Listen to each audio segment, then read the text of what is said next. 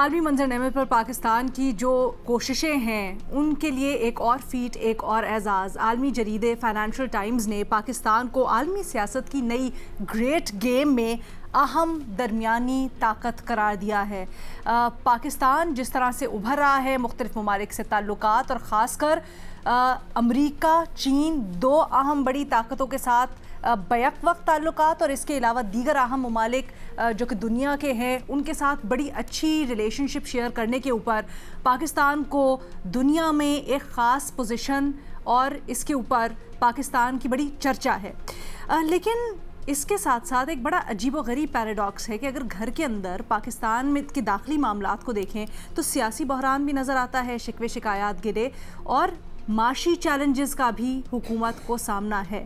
میں ہوں علینا فاروق شیخ، اور اپنے تجزیہ کاروں سے آج یہ جانتے ہیں کہ پاکستان کی بڑھتی ہوئی یہ جو عالمی منظرنامے پر پوزیشن ہے یہ معاشی کامیابی میں کیسے بدلی جا سکتی ہے۔ ہمیں جوائن کر رہے ہیں اس ڈسکشن کے لیے مظہر عباس صاحب، عمر چیمہ صاحب، بے نظیر شاہ صاحبہ، فخر دونانی صاحب بھی ہمارے ساتھ موجود ہیں۔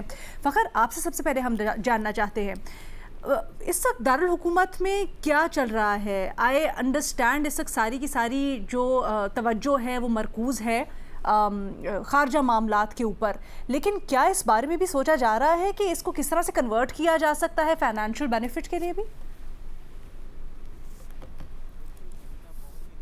دست اور ریلیونٹ کویسچن آپ نے پوچھا ہے، کیونکہ جو فائنینشیل ٹائمز کی اگر یہ رپورٹ آپ پڑھیں تو اس میں 8 سے 10 مختلف پوائنٹس ہیں جس کو ڈسکس کیا گیا ہے، جس میں پاکستان کی جو سکسیس اور جو اچیومنٹس ہیں اور اس کے ساتھ ساتھ جو اس آرٹیکل کو کنکلوڈ کیا گیا ہے وہ ایک چیلنج اور ایک کویسچن کے اوپر کنکلوڈ کیا گیا ہے کہ پاکستان کی اس جو لارجر گیم ہے اس میں امپورٹنس کو تو انہوں نے وہ ذکر کیا ہے کہ پاکستان جیو پولیٹیکلی اس کی اور جو اسٹریٹجکلی اس کی جو لوکیشن ہے اس کی وجہ سے پاکستان بہت زیادہ اہمیت اختیار کر گیا ہے، لیکن کیا پاکستان کے لیے جو کویسچن انہوں نے ریز کیا ہے کہ اس امپورٹنس کو وہ سسٹین کر پائے گا اور کیا اس کو مونیٹائز کر پائے گا یا نہیں کر پائے گا۔ اس یہ جو چیلنج ہے یا جو کویسچن ہے اس کے لیے جو چیلنجز ہیں وہ بھی ڈسکس کیے گئے ہیں اس آرٹیکل میں، اور یہ میں سمجھتا ہوں کہ پاکستان کے لیے ایک یہ جو چیلنجز ہیں اگر پاکستان اس سے نمٹنے میں کامیاب ہو گیا تو پاکستان کے لیے یہ ایک گولڈن اپرچونٹی ہوگی، ادروائز یہ پاکستان کے لیے ایک بہت بڑی میں سمجھتا ہوں ایک لاسٹ اپرچونٹی ہوگی اگر پاکستان اس لمحے کو بھی کیش ان اگر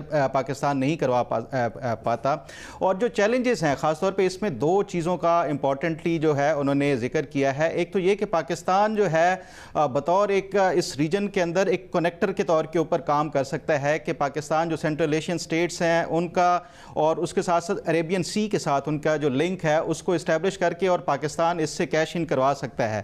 لیکن کیا پاکستان کے لیے جو خاص طور پہ اسی خطے کے اندر چیلنجز ہیں، 3 چیلنجز کا پاکستان کو سامنا ہے۔ ایک تو سیکیورٹی کے حوالے سے بلوچستان کی صورتحال، خیبر پختونخوا کی صورتحال جہاں سے سینٹرل ایشین سٹیٹ سے نکل کے آپ کو عربین سی کی طرف جانا ہے، کیا وہ پاکستان اس کو قابو کر سکتا ہے؟ یہ جو سیکیورٹی کی صورتحال ہے، پھر ایران کے ساتھ جو تعلقات ہیں کیا پاکستان اس کو بھی مینٹین کر پائے گا، اور پھر اس کے ساتھ ساتھ جو بھارت کے ساتھ تعلقات ہیں، یہ ایک سیکیورٹی پیراڈاکس کے حوالے سے اگر صورتحال کو دیکھا جائے ایک بڑا چیلنج سب سے جو ہے وہ ہے۔ اور اس کے ساتھ اگر مونیٹائزیشن کے حوالے سے کہ پاکستان کی یہ جو اس ٹائم اہمیت ہے، کیا ہم اسی طرح ہی ریلائی کرتے رہیں گے کہ ہم سعودی عرب سے $5 ارب یا $10 ارب اپنے ریزروز میں رکھ کے ان کو جو ہے وہ رول اوور کراتے رہیں گے، یا پھر ہم اس کو ریئل ٹائم میں مونیٹائز کرا کے پاکستان میں جو ہے وہ ایک انویسٹمنٹ فرینڈلی اور پاکستان میں جو ہے وہ فورن ڈائریکٹ انویسٹمنٹ بھی لا سکتے ہیں، اور یہاں پہ انڈسٹری جو ہے وہ اس کو فروغ دے کے پاکستان لانگ ٹرم میں ایک اکنامک اور ایک ریجنل جو ہے وہ اکنامک پاور اس خطے میں بن سکتا ہے یا نہیں؟ یہ بھی پاکستان کی جو لیڈرشپ ہے وہ اس کے اوپر ڈیپینڈ کرتا ہے کہ کیا ہم آپ کا تجزیہ کیا ہے؟ آپ پاور کوریڈورز میں پھرتے بھی ہیں، خبریں بھی آپ کے پاس ہوتی ہیں، کیا اس کے اوپر ایکٹیولی کام ہو رہا ہے، ترجیحات میں شامل ہے؟ علینا، جہاں تک میری اطلاعات ہیں کہ پاکستان کی طرف سے کوششیں بھرپور کی جاتی رہی ہیں، لیکن اس کے باوجود ابھی تک اگر ہم دیکھیں ریئلسٹکلی دیکھا جائے اس مقصد کے لیے جو ہے وہ ایک جو SIFC بنایا گیا تھا اس سے بھی ہمیں ابھی تک کوئی خاطر خواہ جو ہے وہ کامیابی یا کوئی بڑی انویسٹمنٹ آتے ہوئے نظر نہیں آ رہی، اور اس کی جو میں سمجھتا ہوں جو ایک میجر چیلنج ہے وہ بیوروکریٹک ہرڈلز بھی ہیں، وہ آپ کی جو ریڈ ٹیپ بھی ہے، اور اس کے ساتھ ساتھ جو پالیسیز کا تسلسل ہے وہ ہونا سب سے امپورٹنٹ ہوتا ہے کہ آپ کو جو انویسٹمنٹ تب ہی ملے گی جب آپ کی جو حکومت کوئی بھی آ جائے, کوئی بھی چلی جائے, تو جو پالیسیز ہیں اس کا تسلسل رہے گا, انویسٹر کو یہ کم از کم وہ نہیں ہوگا. پھر اس کے ساتھ ساتھ جو آپ کی جو عدالتیں ہیں کیا وہ انصاف دے رہی ہیں, وہ اس حوالے سے دیکھا جائے پاکستان کی جو ہے وہ جوڈیشری کے حوالے سے کیا رینکنگ ہے, پاکستان کی انویسٹمنٹ کے حوالے سے جو پالیسیز ہیں ہر دوسرے دن ہم دیکھتے ہیں کہ وہ بدلتی رہتی ہیں, یا پھر کوئی انویسٹمنٹ لانے کے لیے آتا بھی ہے تو اس کو جس طرح سے مسائل کا سامنا کرنا پڑتا ہے. تو ریئل ٹائم میں اگر دیکھا جائے انٹینشن اور جو انٹینٹ ہے وہ تو نظر آتی ہے, لیکن اس میں کیا اس کو آپ میٹیریلائز کر کے اس کو ایکچولی وہ اس کے جو ہے وہ پالیسی کو آگے امپلیمنٹ بھی کر سکتے ہیں, وہ ہوتے ہوئے فی الحال ایسا نظر نہیں آیا. اب عمر چیمہ صاحب, ہم نے دیکھا کہ پاکستان کے جو روابط ہیں ان کو استعمال کرتے ہوئے خاص کر گلف ممالک سے پاکستان نے مختلف جو قرضے ہیں ان کو رول اوور بھی کروایا ماضی میں, کچھ ڈپازٹس بھی سیکیور کیے, لیکن سسٹینیبلٹی کے لیے پاکستان کو آبویسلی کچھ ٹینجیبل انویسٹمنٹ چاہیے اس ملک کے اندر, وہ ہمیں کیوں نہیں دکھائی دی ابھی تک؟ اور کیا آپ کو لگتا ہے کہ اس پوائنٹ آف ٹائم پر جہاں پاکستان کی حیثیت ابھر رہی ہے, پوری دنیا اس کو ریئلائز کر رہی ہے اپنے طریقے سے, کیا پاکستان کو ایک اچھے اکنامک ہب اور انویسٹمنٹ کے طور پر بھی دیکھیں گے؟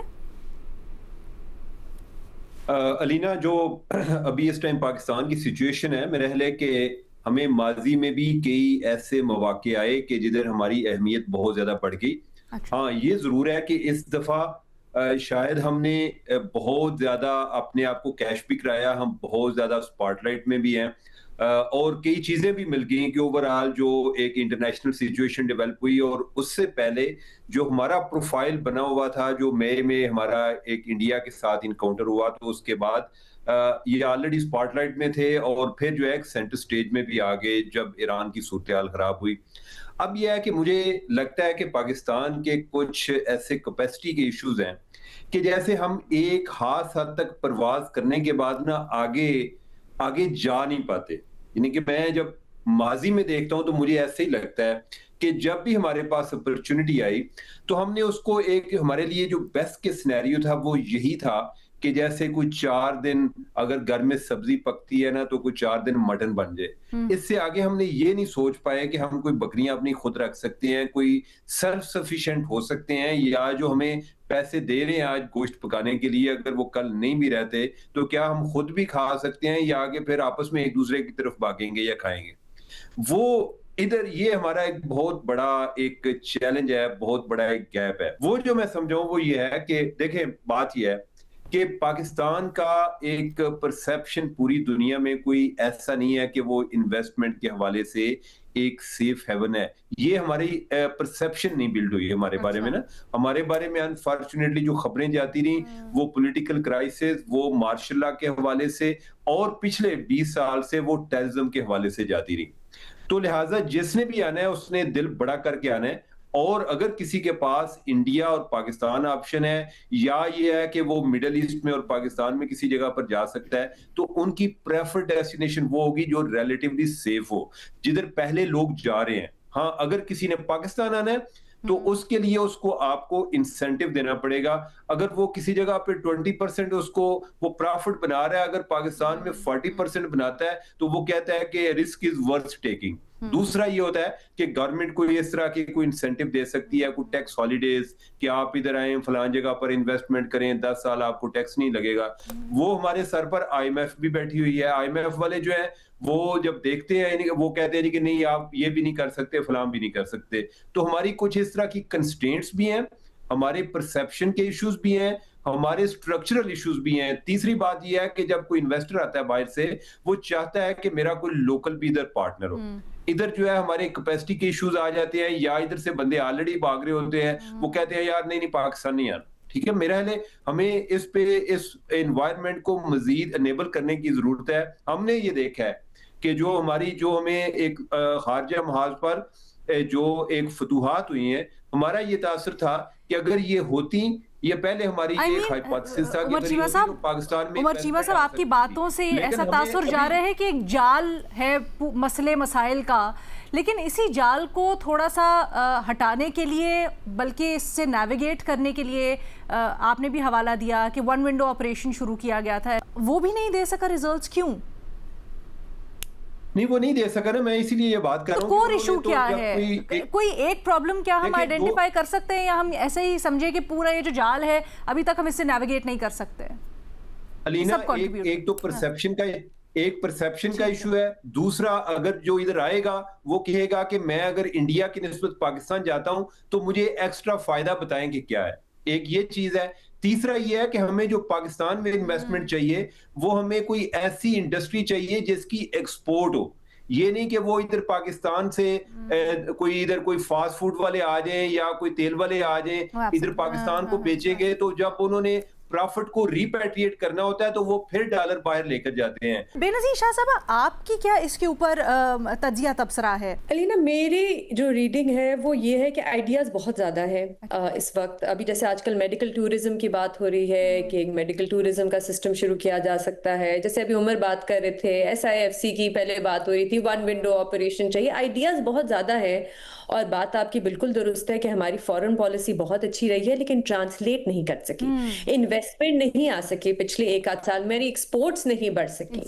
آپ دیکھیں ہماری پاسپورٹ رینکنگ بہتر نہیں ہوئی, امیگریشن پالیسیز, یہ ساری چیزیں ہیں جو آپ کی اکانومی کو کنٹریبیوٹ کرتی ہیں. آپ کی جو دوسرے ممالک کی جو بڑی سخت امیگریشن پالیسیز رہی ہیں پاکستان کے حوالے سے وہ بھی بہتر نہیں ہوئی, وہ بھی تبدیل نہیں ہوئی. میں کل وزیر اعظم کو سن رہی تھی اور وہ کہہ رہے تھے کہ دیکھیں اختلافات جو ہیں ان کو تبدیل نہیں کرنا چاہیے دشمنی میں یا نفرت میں. بالکل ٹھیک ہے, 100% درست بات ہے, لیکن پھر انہوں نے یہ بھی کہا کہ اپنے اختلافات جو ہیں ہمیں بھلا دینے چاہیے.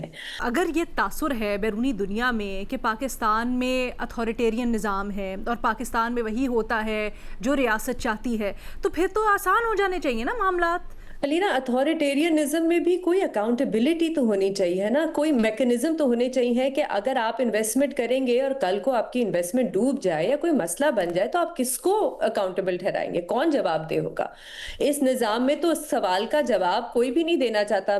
اچھا, اس کے اوپر واپس آتے ہیں. مظہر واز صاحب کو پہلے شامل گفتگو کرتے ہیں. مظہر صاحب, کیوں ہم جو دنیا میں پاکستان کی واہ واہ ہو رہی ہے اس کو اکنامکلی اپنے لیے فیزیبل نہیں بنا پائے؟ ہم اس سے کوئی فائنینشیل بینیفٹ کیوں نہیں اٹھا پائے آپ کے خیال میں؟ اور کیا ابھی بھی کچھ موجودہ سیٹ اپ میں ایسا ہو سکتا ہے کہ ہم اس کو ٹرن اوور کر لیں؟ دیکھیں, ہمارا سب سے بڑا مسئلہ یہ رہا ہے کہ ہم ایک ریئیکشنری قوم ہے. کیا مطلب؟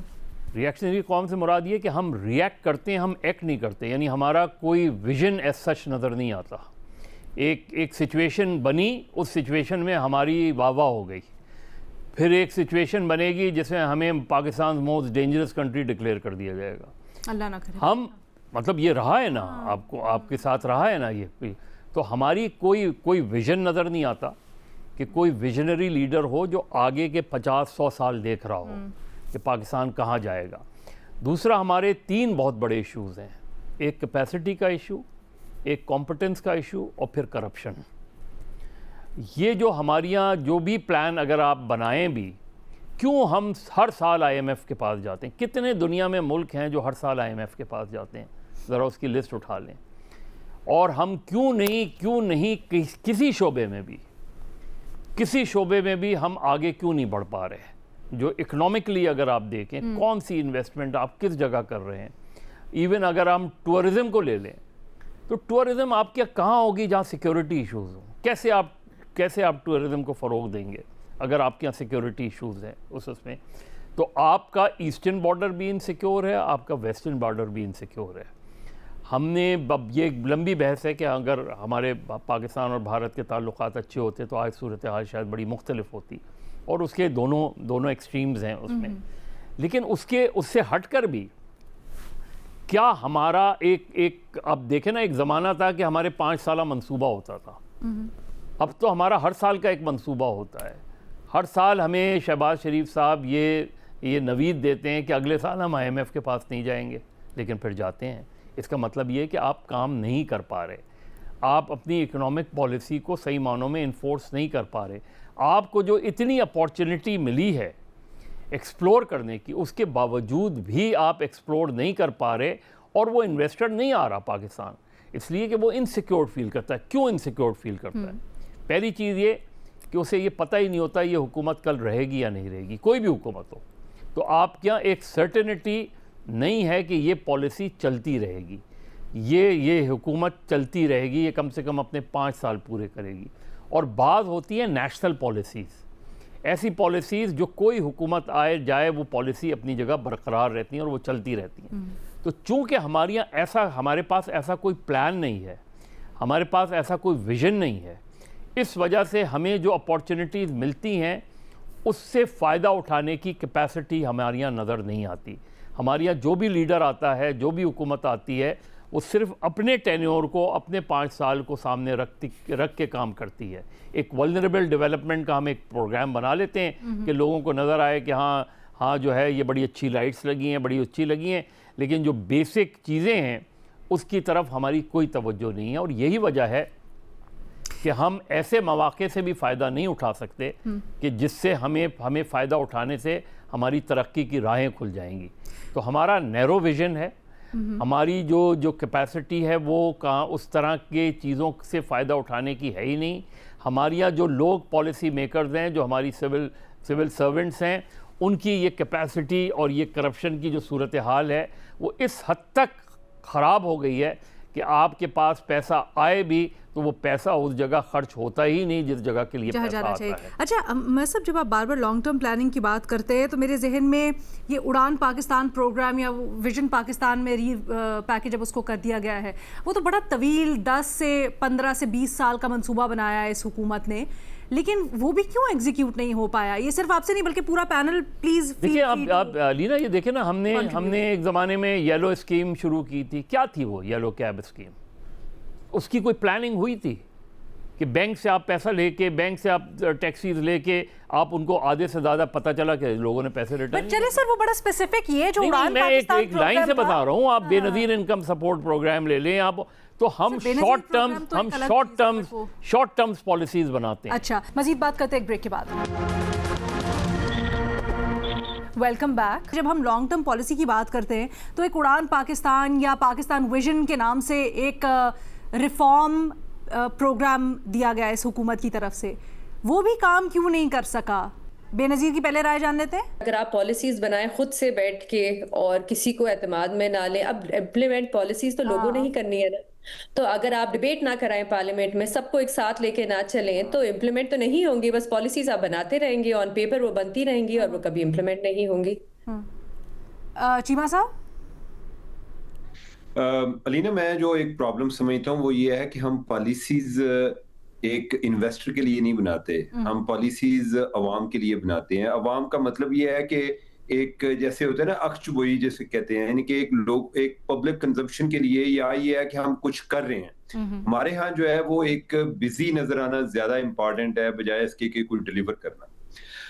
اگر آپ نے انویسٹر لانا ہے تو آپ کو انویسٹرز کے کنسرنز کو پہلے انڈرسٹینڈ کرنا چاہیے کہ اگر آپ انویسٹر ہوں تو پاکستان میں کیوں انویسٹمنٹ کریں گے, کن حالات میں انویسٹمنٹ کریں گے.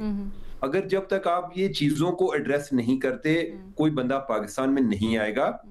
اور لیکن یہ ہے کہ مجھے یہ لگتا ہے کہ ادھر زیادہ جو ایک لک بزی ڈو نتھنگ والی اپروچ ہے وہ یہ ہے, کوئی ہولسٹک یا کوئی ایک لمبی اپروچ یا سوچ اس میں کوئی اتنی کار فرما نہیں ہوتی. اسی چیز کو زیادہ ریوارڈ کیا جاتا ہے. ایگزیکیوشن کے لیے کوئی تجویز ہے آپ کی مختصراً اگر وہ دینا چاہیں یا شیئر کرنا چاہیں تجویز؟ علینا, میں تو یہی کہوں گا کہ اگر میں نے کوئی بنانی ہوگی تو میں جس طرح آپ کو پہلے بات کی ہے کہ ایک بندے انڈیا اور پاکستان میں سے اس کو کسی جگہ پر جانا ہو تو وہ پاکستان کیوں آئے گا. آپ کو اس سوال کا جواب تلاش کرنا چاہیے اس بندے کو پاکستان لانے کے لیے. وہ صرف اس لیے نہیں آئے گا, کوئی امریکی کمپنی اس لیے نہیں آئے گی کہ ٹرمپ کے ہمارے ساتھ تعلقات اچھے ہیں. ہمارا المیہ دیکھیں کہ ہمارے ساتھ ٹرمپ کے ساتھ اچھے تعلقات ہیں, لیکن امریکی کمپنیاں پھر انڈیا میں جا رہی ہیں. تو آپ نے یہ پرسیپشن چینج کرنی ہے, اور پرسیپشن چینج کرنے کے لیے انیشلی آپ کو ان کو ایسے پیکیجز, ایسے اٹریکٹیو پیکیجز اناؤنس کرنے پڑیں گے کہ جس میں وہ پاکستان آئے. تو جو بندہ یہ کام کر رہا ہے یعنی کہ اس کو ان لائنز پر سوچنا ہوگا نا. اب یہ ہے کہ یہ باقی تو نیٹی گریٹی ہے نا کہ کیا کرنے. ایبسولوٹلی ہے کہ آپ نے ان کو ایز اے ہول اگر بات کریں تو پاکستان کو دنیا انویسٹمنٹ کے لیے کیوں چوز کرے؟ وہ چوائس بینیفٹ جو ہے وہ ان کو اپنی آئیڈینٹیفائی کرنی پڑے گی اور دنیا کو اس کو بتانا پڑے گا. ہمارے تجزیہ کاروں کی آپ نے رائے جانی، مختلف زاویوں سے، سیاسی بھی، معاشی بھی، اس کے اوپر کامنٹ کیا. یہاں پر ایک چھوٹی سی بریک لیتے ہیں، بریک کے بعد واپس آئیں گے اور دیگر معاملات کے ساتھ. عالمی منظرنامے پر یہ چل رہا ہے کہ جی ایران امریکہ وار میں ایک طرف تو کوششیں ہو رہی ہیں ہارموز کے اوپر کوئی نہ کوئی سیٹلمنٹ یا پھر ہارموز کے کنٹرول کے حوالے سے معاملات کو سیٹل کرنے کی، دوسری طرف امریکی صدر ڈونلڈ ٹرمپ کے بیانات، اور حالیہ بیان میں تو انہوں نے پہلے ہارموز کو امریکہ کا علاقہ قرار دے دیا، اس کے بعد ازراہ مذاق یہ بھی کہا کہ وہ اس کے اوپر قبضہ کر لیں گے. یہ جو ساری کے سارے معاملات چل رہے ہیں، ایک طرف کوششیں، دوسری طرف امریکی صدر کے یا پھر ان کی جو کابینہ کے ممبران ہوں ان کے ہارموز سے متعلق، ایران سے متعلق بڑے سخت بیانات، تو کیا یہ جو بیان ہے خاص کر امریکی صدر کا، یہ ہارموز کھلوانے کی کوششوں میں رکاوٹ کا باعث ہے؟ بے نظیر علینا، پہلی بات تو یہ ہے کہ اب بڑا کلیئرلی امریکہ جو ہے آپ کو بتا رہا ہے کہ ان کے لیے اہمیت صرف ایک چیز کی ہے، اور وہ ہے اسٹریٹ آف ہارموز کو کھلوانا، کسی کے کنٹرول میں نہ ہو اور وہ وہاں سے کوئی بھی ٹول یا فی کوئی چارج نہ کرے. جو اگر آپ کو یاد ہو جنگ سے پہلے تو یہی حالات تھے، کسی کے کنٹرول میں نہیں تھا، وہاں سے آرام سے تیل اور ٹریڈ جو تھا وہ گزر رہا تھا. تو خیر آپ نے جنگ شروع کی تو اب یہاں پہ معاملہ پھنس گیا ہے. میرے خیال سے فزیکلی یہ جو بات ہے، یہ تو خیر سیاسی بیان ہے ڈونلڈ ٹرمپ کی طرف سے کہ ہم اسٹریٹ آف ہارموز جو ہے اس پہ قبضہ کر لیں گے. فزیکلی وہ کر نہیں سکتے، ایک تو کیونکہ امریکہ جو ہے وہ بہت دور ہے اسٹریٹ آف ہارموز سے، دوسرا آپ کا جو ایک شپ ہے آپ کی جو ابھی 7 مہینوں سے یہاں پہ کھڑی ہوئی ہے، ابراہیم لنکن، اس کے حالات اتنے برے ہیں کہ وہاں کانگریس میں اور سینٹ میں تقریباً روز وہاں پہ بات ہوتی ہے کہ وہاں پہ جو فوجی ہیں ان کے پاس کھانے کو کچھ نہیں ہے بچ رہا، ان کے پاس پانی نہیں ہے، کچھ کے مینٹل حالات کہتے ہیں اتنے برے ہیں کہ انہوں نے اپنے آپ کو مارنے کی بھی کوشش کی ہے. تو ان حالات میں مجھے نہیں لگتا کہ امریکہ جو ہے حکم دے دیا گیا ہے، انکوائری رپورٹ بالکل انہوں نے کہا ہے، لیکن خیر ڈونلڈ ٹرمپ ماننے کو تیار نہیں ہے، وہ کہتے ہیں یہ سب جھوٹ ہے. مجھے اس وقت جو ہے سچویشن جو ہے اور مزید مجھے لگتا ہے کہ ایسکلیشن کی طرف جائے گی. مجھے یہ لگتا ہے کہ سوال یہ ہے کہ جب کوششیں کر رہے ہیں مختلف میڈییٹرز، تو کیا اس طرح کے بیانات رکاوٹ بنتے ہیں ان کوششوں کی راہ میں؟ بالکل علینا، کیونکہ میرے خیال سے سوچ اس وقت یہی ہے کہ ابھی دونوں سائڈز تیار نہیں ہیں ٹیبل پہ واپس آنے کے لیے. ایران کو بھی آپ دیکھ لیں، وہ عمان کے ساتھ بیٹھ کے اسٹریٹ آف ہارموز کے حوالے سے کوئی اگریمنٹ کر رہے ہیں. امریکہ جو ہے ان کے صدر اب بڑے کھل کے کہہ رہے ہیں کہ الیکشن تک تو کوئی گیس پرائسز جو ہیں وہ نیچے نہیں آنے والی. اس کا مطلب کہ ایک قسم کی تیاری ہے کہ یہ معاملہ جو ہے وہ لمبا چلے گا. تو اس وقت مجھے، اور پھر یہ ہوتیز بھی، اور یہ جنگ کتنی پھیل گئی ہے آپ دیکھیں، یوکرین نے ایران پہ حملہ کیا، ایجپٹ بیچ میں اس میں آ گیا ہے، اب بابل بندر والی ایگزیکٹلی، پھر آپ کی الائنسز بن رہی، مزید کمپلیکیٹڈ ہوتی جا رہی ہے سچویشن. لیکن عمر چیمہ صاحب، کیا یہ جو بیانات ہیں، چاہے وہ ایران کا سخت موقف ہو یا پھر امریکی صدر کا بھی ہم نے بیان دیکھا، یہ صرف پبلک کنزمپشن ہے، سیاسی کنزمپشن کے لیے ہے، یا آپ کو لگتا ہے کہ اس کا واقعی میں اثر بھی ہوتا ہے جو نیگوسیشنز یا کوششیں بھی چل رہی ہوتی ہیں ان کے اوپر؟ علینا، ایک جرنلزم میں جو ہمیں بات پڑھائی گئی وہ یہ تھی کہ فالو دا منی، اور ابھی جو ہم دیکھ رہے ہیں نا، وہ منی کے ساتھ ساتھ جو ایک دوسری امپورٹنٹ چیز ہے نا، وہ فالو دا پالیٹکس بھی ہے. کہ کہتے ہیں کہ جو ہر پالیٹکس لوکل ہوتی ہے. اب اگر آپ ٹرمپ کا دیکھیں، ٹرمپ نے کدھر یہ بات کی ہے کہ وہ ایک الیکشن ریلی میں خطاب کر رہا ہے اور نیو یارک میں ایک کینڈیڈیٹ کے حوالے سے، اور وہ اپنے لوگوں کو ذرا ایک پش اپ کر رہا ہے کہ آگے تیار کر رہا ہے، ان کا موریل اپ کر رہا ہے. یہ دونوں کنٹریز، اگرچہ یہ معاملہ تو ٹرمپ نے شروع کیا، لیکن دونوں کنٹریز اس ٹائم پالیٹکس کھیل رہے ہیں. ان کے لیے اپنی جو ڈومیسٹک گراؤنڈ ہے وہ زیادہ امپورٹنٹ ہے، اور پوری دنیا اسی طرح ہے جیسے ہوسٹیج بنی ہوئی ہے. تو یہ معاملہ چلتا رہے گا. بائی دا وے، آج کی جو لیٹسٹ رپورٹ ہے وہ یہ بھی ہے، یعنی کہ آپ پہلے سالسوں کی بات کر رہی تھی، قطر پر ایران نے الزام لگایا کہ ان کے 3 پائلٹ انہوں نے گرفتار کر لیے ہیں. تو ابھی کوئی پتہ بھی نہیں چلتا کہ ایک ٹائم ایک بندہ سالس ہوتا ہے، دوسرے ٹائم وہ ایک اگریسو تصور کیا جاتا ہے، تیسرے ٹائم جو ہے وہ خود وکٹم ہوتا ہے، یعنی کہ قطر پر جو ہے کبھی اٹیک ہو رہا ہوتا ہے. تو چیزیں جو ہے نا بڑی بلرڈ ہیں، اور یہ مجھے لگتا ہے کہ یہ ہمارے لیے ایک نیو نارمل بنتا جا رہا ہے. آئی ڈونٹ نو کہ یہ کسی بڑے حادثے کی شکل نہ اختیار کر جائے کہ یہی جو معاملہ ہے اس میں کوئی اور پاورز جو ہیں وہ بھی جمپ ان نہ کر جائیں. لیکن یہ اسی طرح مجھے تو لگتا ہے کہ جب کوئی جس خدشے کا آپ اظہار کر رہے ہیں چیمہ صاحب کوئکلی کس اور طاقت کے آپ کو اس میں درمیان میں شامل ہونے کا خدشہ ہے؟ دیکھیں کوئی رشیا ہو سکتا ہے, کچھ اس طرح کی کوئی اٹیمپٹ تو ہو سکتی ہے نا, یا کوئی کسی طرح سے کوئی اگر نیوک سے اس میں انوالو ہو جاتے ہیں کوئی, خدا نہ خواستہ وہ تو ایک اور ہی ٹینجنٹ پہ پھر چلی جائے گی. ویسے رشیا جو سفارتی محاذ پر تو ایران کے ساتھ بڑی سپورٹ بھی دے رہا تھا اور بیانات بھی اس سلسلے میں دے چکا ہے, بٹ فخر درانی صاحب آپ کہیے گا آپ کی کیا اس کے اوپر رائے ہے؟ کیا یہ جو بیانات ہیں, اور خاص کر ہمیں پتہ ہے کہ جو ہمارے وزیر داخلہ ہیں وہ بھی اس میں بڑا ایکٹیو کردار ادا کر رہے ہیں ہارموز کے معاملے کے اوپر, کیا اطلاعات ہیں وہاں سے؟ کیا یہ جو پبلک پوزیشننگ ہے یہ ان کوششوں کو متاثر کرتی ہے؟ علینا, یہ جو ٹرمپ کے بیانات ہیں اگر اس کو دیکھا جائے تو وہ ماضی میں پہلے, اگر آپ کو یاد ہوگا جب یہ دوسرا ٹینیور ان کا شروع ہوا تو انہوں نے شروع میں اعلان کیا تھا کہ وہ پیناما کینال کو بھی واپس لیں گے, اس پہ بھی امریکہ جو ہے وہ اپنے جو ہے وہ دوبارہ سے آپریٹ کرنا شروع کرے گا. گرین لینڈ کا ہم نے سنا, اور پھر اب یہ جو اسٹریٹ آف ہارموز کے حوالے سے, تو ٹرمپ اس طرح کے بیانات دیتے رہتے ہیں. لیکن کیا سوال یہ ہے کہ کیا ایران اس کو واقعی سیریسلی لے سکتا ہے یا نہیں لے سکتا, اور کیا یہ ٹرمپ کی جو سٹیٹمنٹ ہے یہ مشکلات پیدا کرے گی یا نہیں کرے گی؟ اگر آپ جب یہ 28 فروری کی جنگ کے بعد سے دیکھ لیں, آپ کنزیکٹیولی دیکھیں گے تو ایران اس کو ایک لیوریج کے طور کے اوپر جو اسٹریٹ آف ہارموز ہے اس کے لیے نیولی فاؤنڈ یہ ایک لیوریج جو ہے وہ سامنے آئی ہے. تو اسٹریٹ آف ہارموز کو کبھی بھی ایران جو ہے وہ لائٹلی نہیں لے گا, چاہے وہ اس بیانات کی صورت میں ہو یا ایکٹیولی اس کا جو بلاکیڈ کیا جاتا ہے اس کی صورت میں ہو.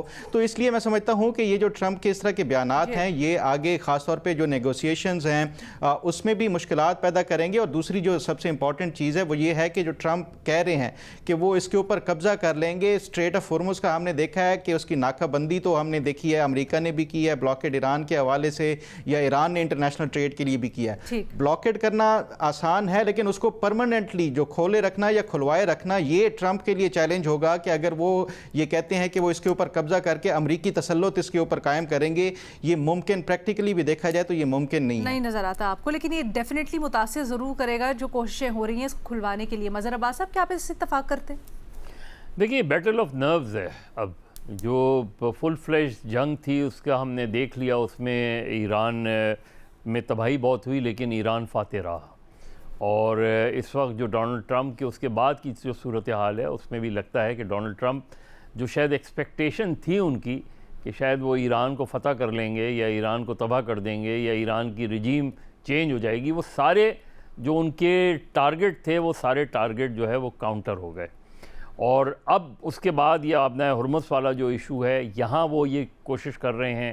اگین میں بیٹل آف نروز اس لیے کہتا ہوں, اور اس میں Iranian emerge as a strong nerves people.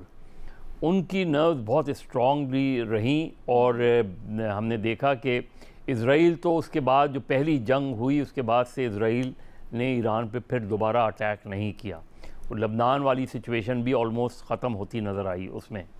تو اب ایران جو ہے وہ ایران بہت کوللی کھیل رہا ہے, اور اس لحاظ سے کوللی کھیل رہا ہے کہ ایران کو پتہ ہے کہ Iran has nothing to loose.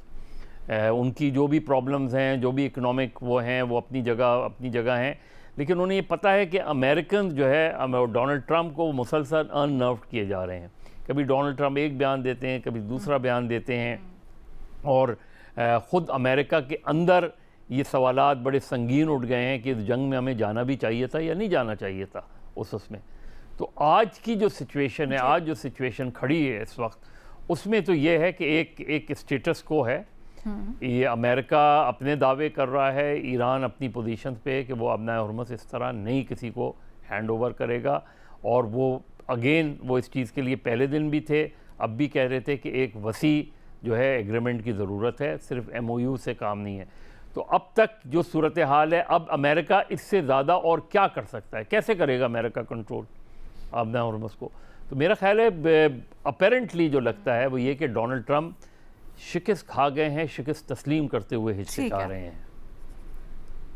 ٹھیک ہے جی, اسی کے ساتھ ہمیں اجازت دیں آج کے پروگرام سے. اللہ حافظ.